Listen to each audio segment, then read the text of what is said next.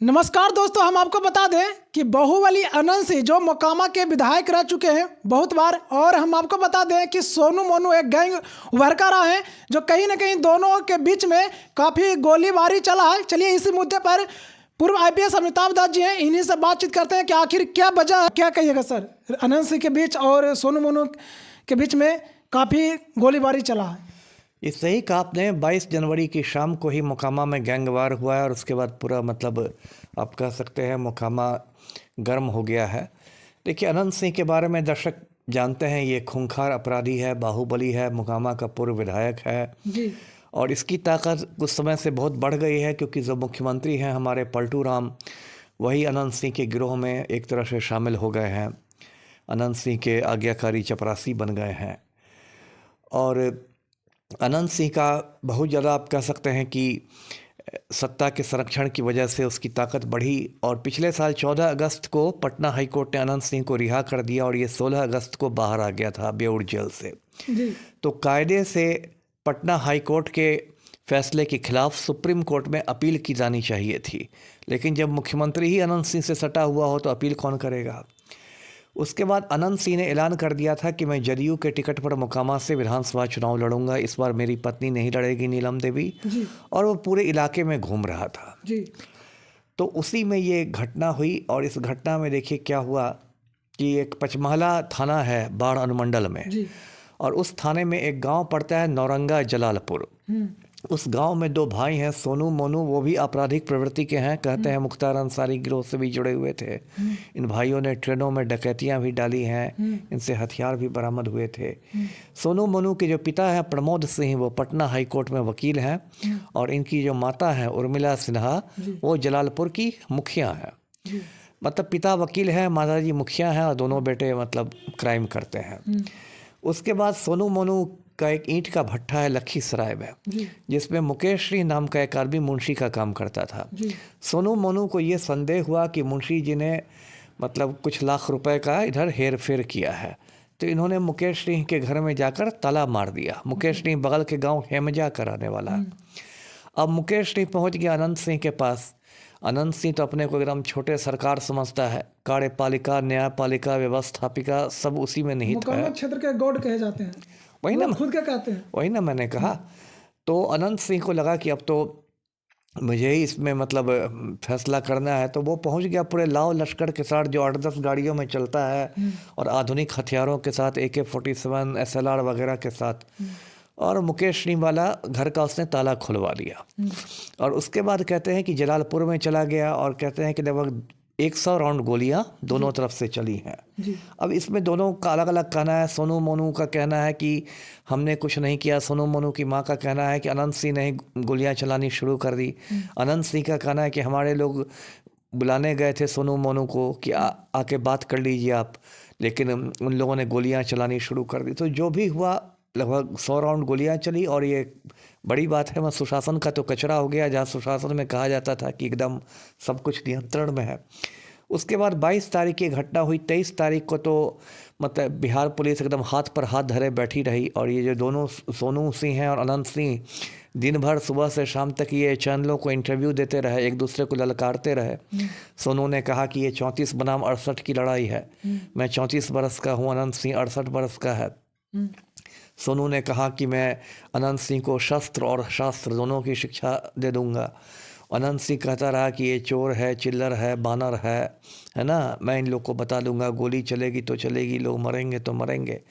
पूरा तमाशा बना रहा 23 जनवरी को। और ये जो खबर है मोकामा गैंगवार की खबर, ये पूरे देश में फैल गई, राष्ट्रीय सुर्खियाँ बन गई, पूरे देश भर में चलने लगी खबर। उसके बाद क्या हुआ कि 24 तारीख की सुबह को फिर गोलीबारी कहते हैं मुकेश सिंह के घर के पास हुई और 24 को ही सोनू सिंह ने पचमहला थाना में जाके आत्मसमर्पण कर दिया, उसको फुलवारी शरीफ जेल भेज दिया गया। अनंत सिंह ने बाढ़ कोर्ट में जाके सरेंडर कर दिया और उसको बेऊर जेल भेज दिया गया, जहाँ से वो 5 महीने पहले निकल के आया था। तो अभी यही स्थिति है। अभी मोनू सिंह फरार है। मोनू सिंह को पकड़ने के लिए पुलिस हाथ पर मार रही है। कोई कहता है कि झारखंड में देवघर में छिपा हुआ है। जितने मुँह उतनी बातें हैं, लेकिन इस पूरे मामले में बिहार पुलिस का एक तरह से निकम्मापन भी उजागर हुआ है। देखिए, ये 22 तारीख की घटना और आज 28 तारीख है, लेकिन 6 दिन में बिहार पुलिस ने लदमा गांव पर कोई रेड नहीं किया। अनंत सिंह के घर पर कोई छापेमारी नहीं हुई है, जबकि यदि 100 राउंड गोलियां चली थी तो उन हथियारों को खोजना चाहिए था पुलिस को, हथियारों को जब्त करना चाहिए था जिन हथियारों से गोलियां चली। तो कम से कम अनंत सिंह के डेरा पर रेड तो होना चाहिए था पुलिस का। उन्हीं का सरकार है तो रेड कैसे होगा? वही बात दर्शकों को समझना चाहिए कि चूंकि उन्हीं की सरकार है, अनंत सिंह का चपरासी ही मुख्यमंत्री है बिहार का, इसलिए पुलिस कुछ नहीं किया। और लेकिन मैं अभी दर्शकों को बता दूं कि अभी जो कुछ हुआ है ये बस एक ट्रेलर है और अभी पूरा मतलब सिनेमा चलना बाकी है। और इस बार अनंत सिंह की मुश्किलें काफ़ी बढ़ गई हैं और जो मतलब एकदम मूंछ पर ताव देने की अनंत सिंह की आदत हो गई थी और खुद को छोटे सरकार, तो अनंत सिंह को इस बार कड़ी चुनौती मिल रही है और एक माफिया का महागठबंधन तैयार हो गया है अनंत सिंह के खिलाफ। कहीं ना कहीं काफ़ी नुकसान पहुंचा सकता है अनंत सिंह। बिल्कुल।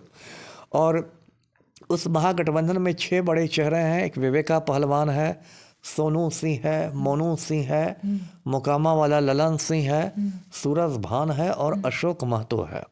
तो ये काफ़ी मजबूत महागठबंधन बना है अनंत सिंह के खिलाफ। और कहीं ना कहीं अनंत सिंह ने यदि इतनी फुर्ती से सरेंडर किया और जेल चला गया, उसकी वजह ये भी है कि इसको जेल में ज़्यादा खुद को वो सुरक्षित महसूस कर रहा है। अनंत सिंह जेल के बाहर लग रहा है उसको कि मेरी जान पर बहुत ज़्यादा खतरा है, तो इसलिए वो सरेंडर करके जेल में जाकर दुबक गया है। जी, यानी मुख्य वजह सरेंडर करने का यही है ना? हाँ, एक बड़ी वजह है। लेकिन इसमें यह भी बताया जा रहा सर कि ये मतलब खुद को सिलेंडर इसलिए गए कि इनका राजनीति में कुछ नया कुछ करेंगे, राजनीति जो चुनाव आ रहा है उसको लेकर भी। नहीं, राजनीति तो बाहर रह के भी की जा सकती थी, राजनीति अंदर रह के भी की जा सकती थी। राजनीति तो अब जब विधायक रह चुका है, पत्नी विधायक है, तो राजनीति तो करेगा ही, राजनीति थोड़े छोड़ने वाला है।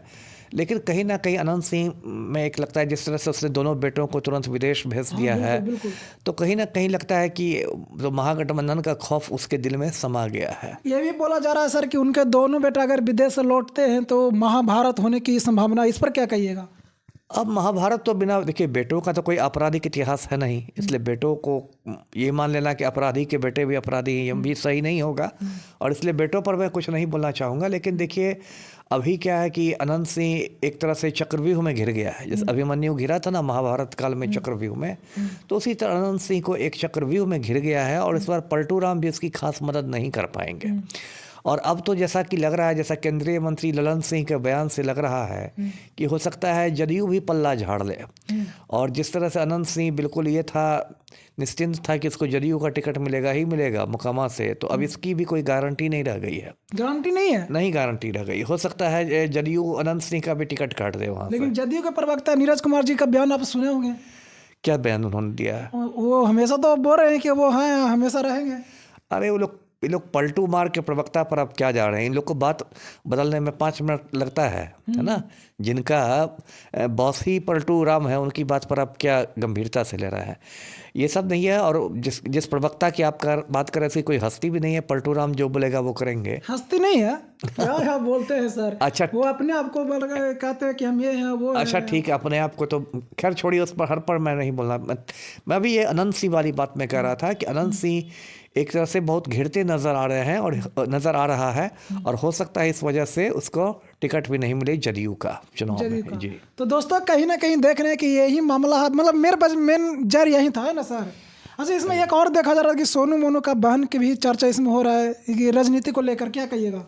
वो भी बोल रही थी कि सोनू मोनू के बहन है जो कहीं से मतलब चुनाव लड़ना चाह रही थी। क्यों नहीं लड़ेगी? सबको अधिकार है चुनाव लड़ने का। तो मुद्दा छिड़ा सर, इस पर भी वो भी एक एंगल हो सकता है। सोनू मोनू की उसकी बहन भी मुझे लगता है जलालपुर की एक बार मुखिया रह चुकी है, तो पहले से भी चुनाव लड़ रही है। और हो सकता है मुखिया जब कोई बन जाता है या बन जाती है तो उसका नेक्स्ट टारगेट विधायक ही हो जाता है। तो ठीक है, सबको लड़ने का अधिकार। तो दोस्तों आपने देखा कि कहीं ना कहीं जो सोनू मोनू गैंग के बीच में जो सोनू मोनू गैंग और अनंत सिंह के बीच में जो गोलीबारी हुआ है, कहीं ना कहीं इसका मुद्दा यही देखा जा रहा है कि राजनीति को लेकर।